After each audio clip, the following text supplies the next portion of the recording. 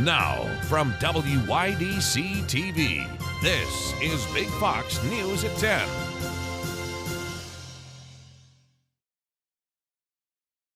Good evening, I'm Anna Manuel. A Catholic school in Elmira that's been open for more than a century is closing its doors after this school year. Our Maggie Hall has the details.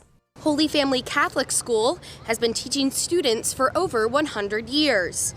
Now, after this school year, they will be closing their doors. In 1971, 7 Catholic parishes collaborated to create a school system for the children of their parishes. Now, Holy Family Catholic Elementary teaches students from pre-K through grade 6. The Holy Family Catholic School can be found at 421 Fulton Street in Elmira. The building, formerly known as St. Mary's School, opened in 1898. While their Facebook page states that they are still accepting registrations, this will be the last year that the school will have students in its halls. Renee Clark is a member of the PTA at Holy Family Catholic Elementary. Her son Daniel has been going to Holy Family for 7 years, and her daughter Lucy graduated from the school. Here's what she had to say about the school closing its doors. I wish we were made aware of the financial situation of the school 3 years ago when it was first discovered. The Holy Family community would have done anything in our power to save it. The teachers and staff are amazing, and my family, myself, and the whole community are truly heartbroken by this decision. A drop in enrollment and financial concerns were cited by the school as reasons for its closure. Big Fox News reached out to Father Scott Kubinski of the Elmira Catholic Parish for further comment and did not receive a call back. Maggie Hall, Big Fox News, Elmira. 2 houses in East Corning have been declared inhabitable after a fire. The same fire engulfed one home and caused significant damage to the other. Everyone in the homes escaped safely. The fire is estimated to have started around 7:15 last night. It was on Fairway Road. A GoFundMe has been started to help the families. $22,000 has already been raised by community members. An investigation into a suspect's connection to a minor has led to 2 arrests in a child pornography case. The Bath Police Department arrested 41-year-old Richard Stevens and 38-year-old Amanda George on charges of endangering the welfare of a child and 8 counts of promoting obscene sexual performance of a child no less than 17. Stevens was already being investigated for an incident between him and a minor. He is listed on the New York State Sex Offender Registry. New York State has gained over 200 new state troopers. 18 of these troopers will be serving in the Southern Tier and Finger Lakes region. 238 New York State troopers joined the force as they graduated from the State Police Academy. Governor Kathy Hochul and Superintendent Stephen Negrelli honored the new troopers in a ceremony yesterday morning.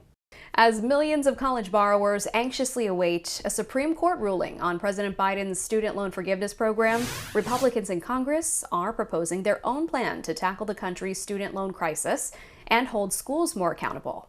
Mark Meredith has details. It's graduation season, the end of school for most students, but for millions, it's also the beginning of a lifetime of debt. The debate over student loans is engulfing Washington, where Republicans say President Biden's efforts to wipe away some student loan debt will do little to help most Americans. President Biden's scheme does nothing to drive the underlying cause of the debt crisis. Senate Republicans unveiled their own legislative package to address college costs. Their proposal would require colleges to be more transparent about the prices borrowers can expect to bear. This would prevent some of the worst examples of students being exploited for profit. It would force schools to bring down cost and to compete for students. Data shows about 45 million Americans are saddled with federal student loan debt, amounting to more than $1.6 trillion in borrowed funds. There are virtually unlimited amounts of money available to borrow. Within months, the pandemic-era freeze on student loan payments will end. The White House says that's why it's eager to help borrowers and remains confident in its plan to extend forgiveness up to $20,000 in federal loans remains legal. We continue to be confident in our legal, kind of a legal pathway here. But the Supreme Court is considering the legality of their efforts and is expected to issue a ruling soon. The student loan crisis also becoming a campaign issue. Florida Governor Ron DeSantis is pitching an idea which would force universities to be on the hook for some debt if a student defaults. In Washington, Mark Meredith, Fox News. This weekend is the 41st annual Strawberry Festival in Owego. The festival kicked off today and runs until Sunday in downtown Owego. The festival will host a block party tomorrow beginning at 5 and has a long list of vendors and live music. Following the block party, fireworks will end Friday's festivities, with a parade starting them back up on Saturday. For more information, you can visit the website on your screen. Corning will host Downtown Gallery Night tomorrow. People can visit 171 Cedar Art Center, the Arts Council of the Southern Finger Lakes, Kids Rockwell Art Lab, and West End Gallery. People can get a punch card at any stop to be stamped along the way for a chance to win a piece of art from the night. If you're an art lover, this is the place to be on your Friday night from 5 to 7 in downtown Corning. The Republican presidential field for 2024 expanding again today. Miami Mayor Francis Suarez announcing his bid. But as Doug Luzader reports, former President Trump still maintains a big lead. This GOP field may be growing, but we've now seen some of the first polls emerge since former President Trump was indicted on federal charges, and he is still the guy to beat. Great honor to have you here. Can any Republican at this point bring down former President Donald Trump?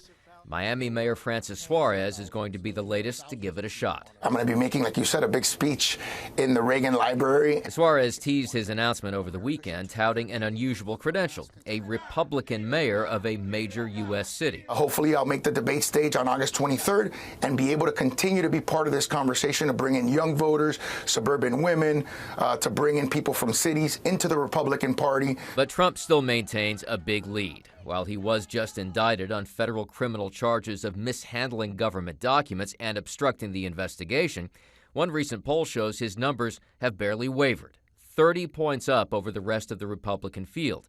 And the Trump campaign claims to have raised $6.6 million since that indictment came down. One of his rivals says Trump's lead is to be expected. He is, in essence, the incumbent in this race. And when you're running against an incumbent, that's where the incumbent's going to start. But in the end, we're going to make a case that we have done nothing but lose since Donald Trump has been the leader of this party. Nothing but lose. Meanwhile, President Biden continues his low-key re-election campaign, but he'll be holding his first big rally this weekend in Philadelphia. In Washington, Doug Luzader, Fox News.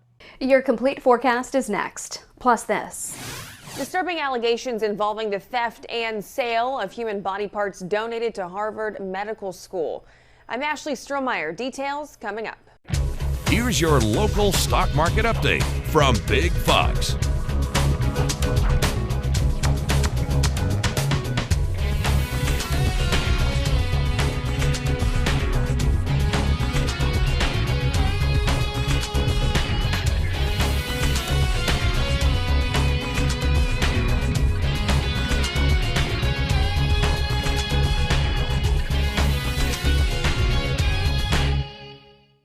Now, your Twin Tiers forecast from Big Fox. Good evening. It's almost as if Mother Nature has a switch where she allows for one rainy day and then brings us a brighter day, which we'll take that as that helps to lessen flooding concerns, as we had that 0.8 of an inch on Monday and nearly 0.5 inch on Wednesday, bringing our 5-day total to 1 inch and 3/10. However, that drought monitor was updated today and there was an expansion for the local areas. We see more of our region underneath abnormally dry conditions, as well as an upgrade to moderate drought conditions for much of western portions of Pennsylvania as well as New York. So we'll keep an eye on these drought index numbers. Now, do note that what we're receiving is helping. It's going to help to not allow for this to skyrocket, but we do need much more rainfall to pull out these drought conditions. So that will be something we're watching. Now, we are heading back into another rain event, as mentioned. One switch on to give us some gorgeous conditions today. Now the switch is back to that rainy event, which will increase cloud cover overnight and keep us under some rainy conditions throughout our Friday, with a few rumbles of thunder as well. We'll see some lingering showers into our Saturday, but they should be out by Sunday. So if you have some Father's Day plans that involve being outdoors, it's looking a-okay to keep those on the schedule. But we will be watching more into next week when it comes to talking about some showers and thunderstorms. Not looking drought ending at the moment, but again, we'll take what we can get to not exacerbate more of those drought conditions. But what we see here as we roll into our Friday is that overnight we have that increasing cloud cover, and we'll watch for some times of those showers and thunderstorms to push through.